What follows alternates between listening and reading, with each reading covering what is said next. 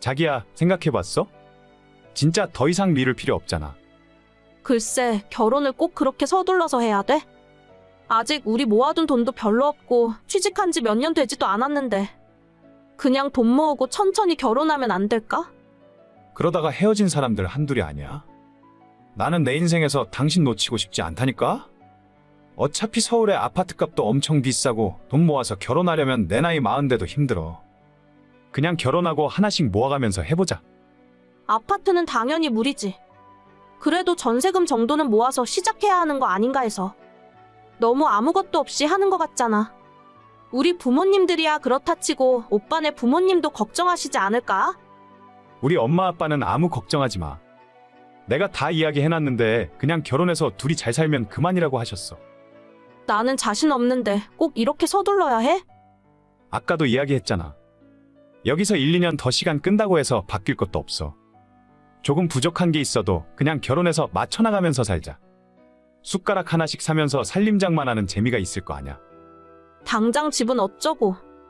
원룸에서 시작하려 해도 전세금조차 없잖아. 요즘 전세대출 잘 나와. 아무 걱정 안 해도 돼. 지금 내가 가진 돈 조금 있으니까 이 돈에 대출 좀 받으면 방 2개 있는 빌라도 전세 구할 수 있을걸? 대출도 다 갚아야 하는 돈인데.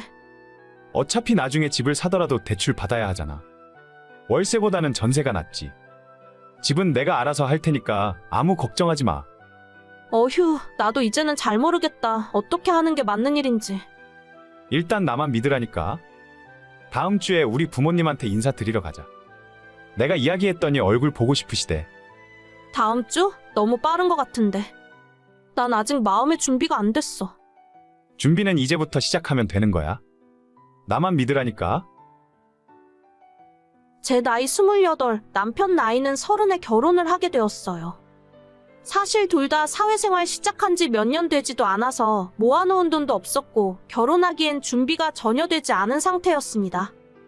그래도 남편이 일방적으로 밀어붙여서 정신을 차려보니 예식장에 들어가고 있었습니다. 양쪽 부모님들로부터 아주 약간의 지원을 받았지만 결혼식 비용 정도 받은 것이 전부였고 사실상 없는 상태에서 맨바닥으로 시작한 거나 다름없었어요.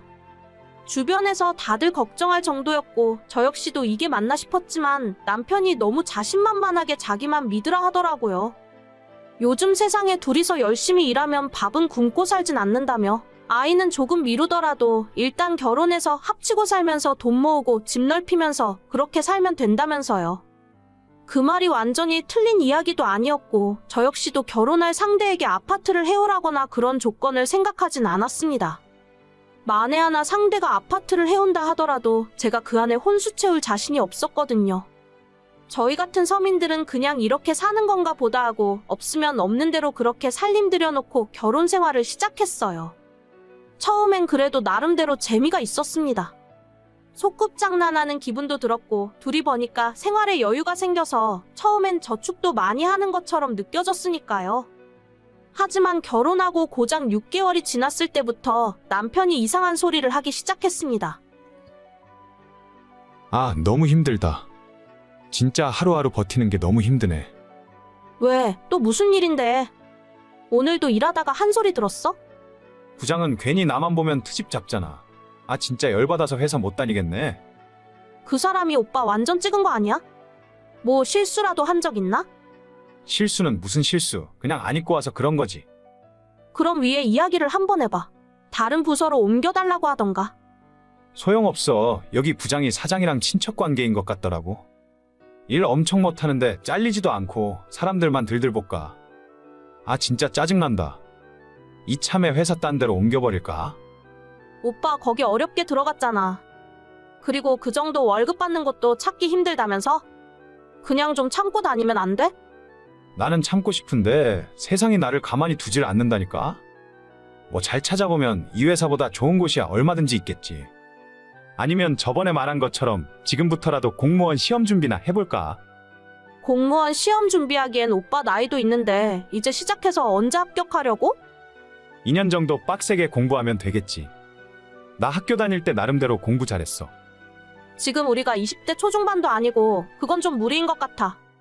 그냥 지금 다니는 회사 열심히 다니면서 다른 곳 이직할 준비를 해보던가. 어차피 다른 데 가도 마찬가지야. 그 회사라고 마음에 안 드는 사람이 없겠어? 그래, 맞아. 다 그렇다니까. 다들 조금 참으면서 회사 생활하는 거잖아. 지금 오빠가 그만두면 매달 나가는 대출금이나 고정비용 감당 못해. 조금 아껴서 생활하면 될 것 같은데. 내가 어차피 집에서 공부만 하니까 돈도 얼마 안 쓸 거고. 딱 2년, 길어야 3년인데 너가 그동안만 생활비 부담하면 안 되나? 오빠, 우리 결혼하고 몇 달이나 지났다고 그런 소리를 해. 지금은 열심히 돈 모아서 대출 갚고 이사 가고 생활을 안정시킬 때잖아. 결혼하기 전에는 오빠만 믿으라며. 그런데 이제 와서 이러면 나보고 어쩌라고. 그러니까 내가 자기를 책임지기 위해서 공무원 시험 공부를 한다니까. 합격만 하면 평생 먹고 살 걱정도 없고 나중에 연금 나오니까 노후 문제도 다 해결되잖아. 그러면 그걸 좀 일찍 시작하던가. 이제 와서 공부하고 언제 합격해. 2년, 3년 공부해서 합격한다는 보장이라도 있으면 내가 눈 딱 감고 뒷바라지 해줄 수도 있을 텐데. 그래도 안 되면 이도저도 안 되고 오빠 나이만 먹는 거잖아. 아, 남들도 다 합격하는데 나라고 왜 못해? 3년도 길다. 2년이면 충분해. 공무원 공부하고 싶었으면 나랑 결혼하지 말았어야지.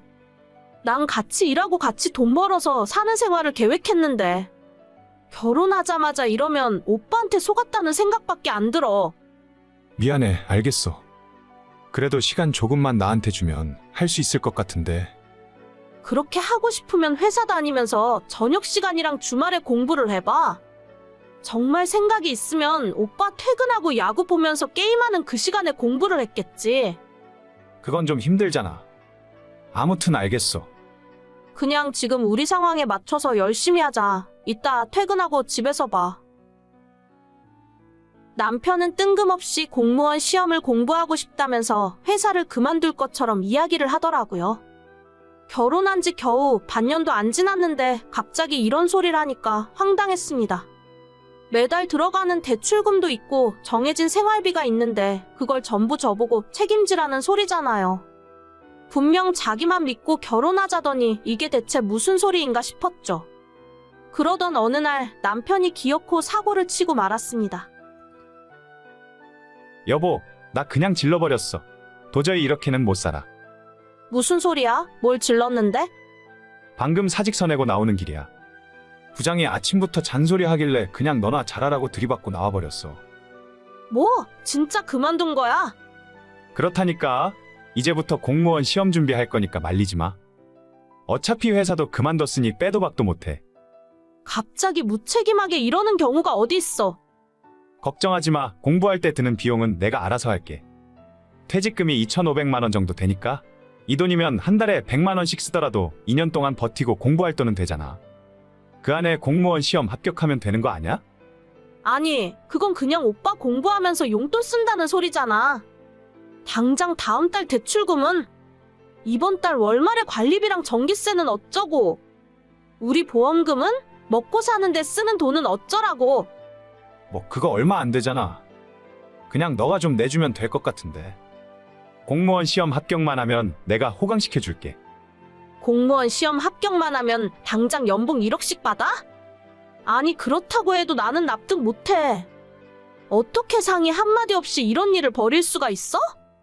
우리 부부가 맞긴 한 거야. 아니, 합격하면 되잖아. 합격하면 평생 직장 생기는데 뭐가 문제야? 그런 오빠의 태도가 문제라는 거야. 난 이렇게 책임감 없는 사람이랑 살고 싶지 않아. 당분간 우리 생각 좀 하자. 나 친정에서 지내고 있을 테니까 연락하지 마. 자기야, 내가 2년 만에 합격한다니까? 이 정도 뒷바라지도 못 해줘? 저희 결혼할 때 집 문제가 어떻게 될지 몰라서 혼인신고는 조금 천천히 하기로 했거든요. 나중에 집 사게 되면 혹시라도 혜택 받을 수 있을까봐 그랬던 건데. 이제 와서 생각해보니 그게 얼마나 다행인지 모릅니다. 별거를 시작한 김에 그냥 헤어지기로 했어요. 우리가 10년 산 부부도 아니고 몇 달 만에 믿음을 배신한 인간을 어떻게 뒷바라지 해줄 수 있겠습니까? 저렇게 책임감 없는 인간인 줄 알았으면 애초에 시작도 안 했을 거예요. 제 인생 더 말려들기 전에 여기서 그냥 끝내는 게 맞는 것 같습니다.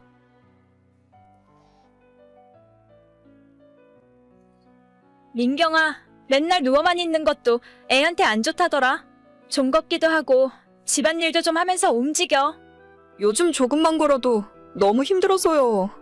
그렇다고 맨날 누워만 있으면 어쩌냐? 저번에 TV 보니까 그 누구냐? 연예인 와이프는 새 쌍둥이 임신했는데도 혼자서 잘만 돌아다니더라. 누가 너 좋으라고 운동하라는 거냐? 뱃속의 아이 때문에 걱정되니까 그러는 거지.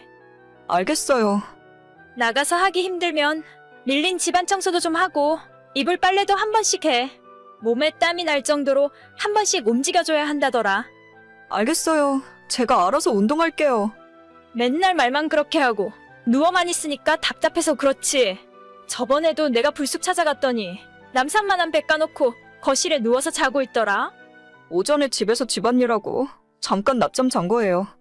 맨날 저렇게 말만 잘해요. 됐다. 내가 말을 말아야지. 제가 임신 8개월, 9개월 차 때 배는 남산만해지고 몸을 거동하는 것조차 힘들고 부담스러울 때였는데도 시어머니는 항상 저한테 잔소리를 하셨습니다. 안 그래도 첫 아이, 첫 임신이라 모든 것이 불안하고 무섭기만 한데 시어머니까지 옆에서 저러시니까 더 겁나고 매일 기분도 좋지 않았어요.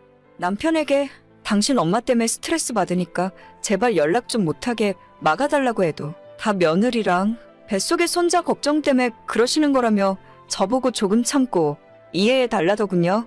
신혼생활 2년 할 동안에는 제 얼굴 볼 때마다 언제 아이 가질 거냐고 그 난리를 치시더니 아이 가지고 나니까 태교 똑바로 하라며 매일 연락을 하셨어요. 잔소리를 무시하려고 해도 제가 읽고 답장할 때까지 카톡을 보내시니까 노이로제 걸릴 것 같더라고요. 제가 출산 예정일을 일주일 정도 남겨두고 막연한 불안함에 떨고 있을 때도 시어머니께서 연락하시더니 완전 한술 더 뜨셨어요. 민경아, 준비는 잘하고 있냐? 네, 어머님. 이제 예정일이 일주일도 안 남았어요. 그래, 네가 고생이 많다. 첫애는 무조건 자연분만으로 낳아야 하는 거 알고 있지? 자연분만으로 낳아야 산모한테도 좋고 애가 면역력도 더 생긴다더라. 자연분만이요? 저도 그렇게 되면 좋겠지만 아니야, 무조건 자연분만이야. 첫째를 자연분만으로 낳으면 나중에 둘째는 더 쉽게 낳을 수 있어. 너한테도 좋고 아이한테도 좋으니까 무조건 자연분만으로 낳아야 한다. 몸에 칼 대는 건 의사들 돈 더 벌려고 괜한 짓 하는 거니까 끝까지 자연분만으로 낳겠다고 얘기해. 네, 한번 노력은 해볼게요. 시모한테 협박에 가까운 강요를 듣고 예정일을 기다리고 있었는데 3일 남겨두고 갑자기 진통이 오는 바람에 급하게 아이를 낳게 되었어요. 저희 친정이랑 시댁 모두 지방에 계시기 때문에 일단 남편과 함께 병원에 도착해서 유도분만을 진행했습니다. 그때 당시에 워낙 아프기도 하고 정신이 없어서 잘 기억은 안 나는데 중간중간 시어머니께서 남편에게 전화를 해서 반드시 자연분만으로 아이 낳으라고 몇 번이나 당부를 하시더라고요. 하지만 출산 과정 중에 약간의 문제가 생겼고 계획에 없던 제왕절개로 출산을 하게 되었습니다. 제가 끝까지 낳고 싶다고 이야기해봤지만 아이한테 위험한 상황이 생길 수도 있다는데 저로서는 어쩔 방법이 없었어요. 그래도 낳고 제 아이를 눈으로 보고 난 후에는 아무런 생각도 안 들고 건강하게 태어나줘서 고맙다는 마음뿐이더라고요. 남편이 제 옆에서 시어머니에게 출산을 알리려고 스피커폰으로 전화를 걸었어요. 드디어 아이가 건강하게 태어났다고 말씀을 드렸는데 시모의 첫 마디가 축하한다, 수고했다 같은 말이 아니라 자연분만으로 낳았냐고 물으시더라고요. 시모의 이야기를 듣자마자 온몸의 피가 차갑게 식는 것이 느껴질 정도로 기분이 더러웠어요. 남편이 제 눈치를 보면서 중간에 약간 문제가 생겨서 제왕절개 수술을 했다고 이야기하자 시모가 바로 노발대발 화를 내는 소리가 들렸습니다.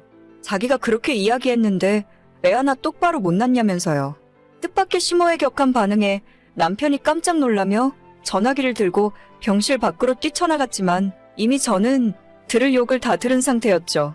제가 어머님한테 칭찬 들으려고 아이를 낳은 건 절대 아니지만 몇 달 고생하고 배 아파서 아이를 낳았는데 저런 말 들으니까 너무 섭섭하고 분한 마음이 밀려왔어요.